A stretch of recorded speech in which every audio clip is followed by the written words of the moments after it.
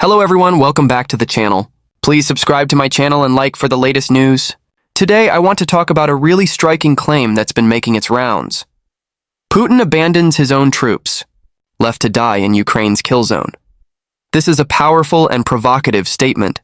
So let's dig into what this means, what evidence there is, what it suggests about the situation on the ground in Ukraine, and what the possible implications are.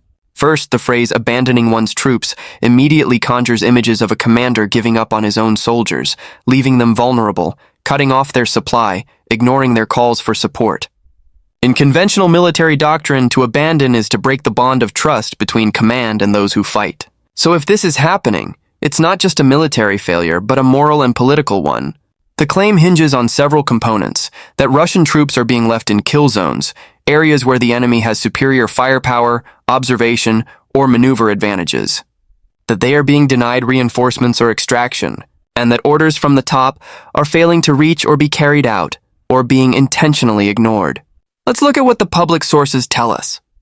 On the battlefield, Ukraine has developed what is often referred to as a kill zone, an area under intense surveillance, drone coverage, long-range artillery fire, and with limited ability for ground movements without being targeted.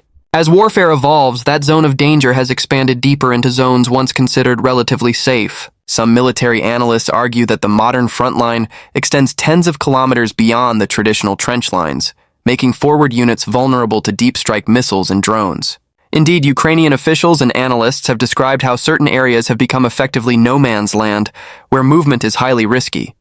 If Russian troops are operating deep inside these kill zones, separated from secure supply lines, then any failure of command to provide adequate reconnaissance, logistics, or extraction routes would leave them isolated. Reports have surfaced of Russian units being overwhelmed, cut off, or encircled without timely support. In a few instances, soldiers have reportedly abandoned positions or fled when reinforcements did not arrive. Then there's the question of orders and accountability. In conflicts of this scale, the chain of command is vital. If orders from the top, Putin, his military leadership, are overly ambitious, poorly coordinated, or unrealistic, frontline commanders may find themselves unable to fulfill them safely. Overstretching forces, advancing without securing flanks, or underestimating the enemy's capacity to strike rear positions can lead to units being exposed. In some cases, orders may have been delayed or never delivered. In others, commanders might simply ignore them to save their men. The fog of war makes clarity difficult. Another layer is morale and discipline. If soldiers believe they are being sent into hopeless situations without backup or reliable communication, morale can collapse. There have been accounts, though sometimes hard to verify, of Russian troops refusing orders, deserting, or surrendering under dire conditions. In past conflicts, when commanders lose the confidence of their troops, the entire structure can break down. Is Putin personally directing this? Perhaps not in every operational detail.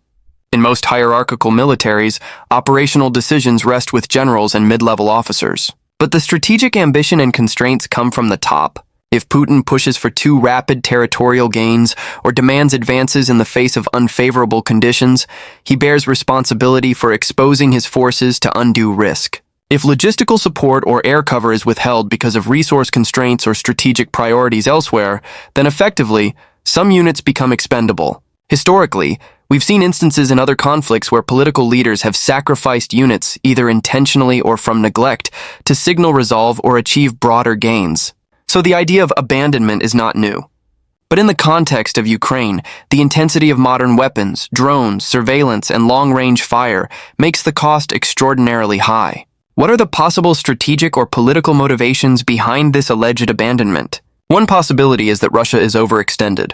If multiple fronts demand attention, supply lines stretch thin, and resources are finite, then some units may be deprioritized, leaving them vulnerable. Another is that Russia's military leadership calculates that losses are acceptable in pursuit of larger objectives, viewing individual units as pawns in a broader campaign. Alternatively, propaganda and information warfare play a role. Russia might underreport losses or frame setbacks as strategic withdrawals. Meanwhile, Ukrainian and Western media may highlight abandonment to undermine Russian legitimacy and morale. Disinformation and narrative battles are integral to modern war, and both sides use stories to bolster support and weaken the enemy. In this case, the story of abandonment shifts blame upward. frames Russia's leadership as callous and boosts Ukrainian morale by portraying Russian troops as overmatched and unsupported. Of course, one must be cautious. Not every defeat is abandonment. Some units fall due to battlefield shifts, intelligence failures, or extraordinary enemy action. We must distinguish between operational misfortune and deliberate neglect. Also, gathering reliable evidence in the fog of war is notoriously difficult. Battlefield reports are fragmented, propaganda is rampant, and verification is hard. But if we accept that some Russian troops have been left in kill zones without adequate support, the ramifications are profound. Militarily, it means Russian frontline cohesion may degrade. Command loses credibility. Troops may become unwilling to carry out risky orders. Defections or surrenders can increase. Strategically, it undermines Russia's capacity to sustain offensive momentum. Politically, it feeds dissent, fear, and distrust at home. Internationally, it amplifies narratives of Russian incompetence and moral failure, reducing support among allies or neutral observers. For Ukraine, the narrative helps in several ways. It bolsters the image of Russian overreach, shows cracks in Russian resolve, and emphasizes Ukraine's relative advantage in intelligence, mobility, and precision strikes. It may also encourage Russian troops to defect or surrender, believing that their own government will not rescue them.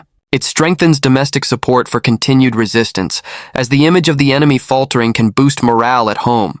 Now, could there be counter-arguments? Yes, Russian leadership may argue that units were repositioned strategically, not abandoned.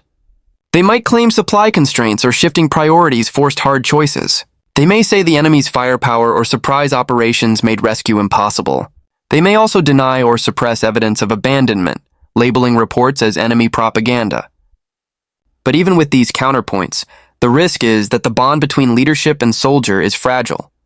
In war, when trust breaks down, the system falters.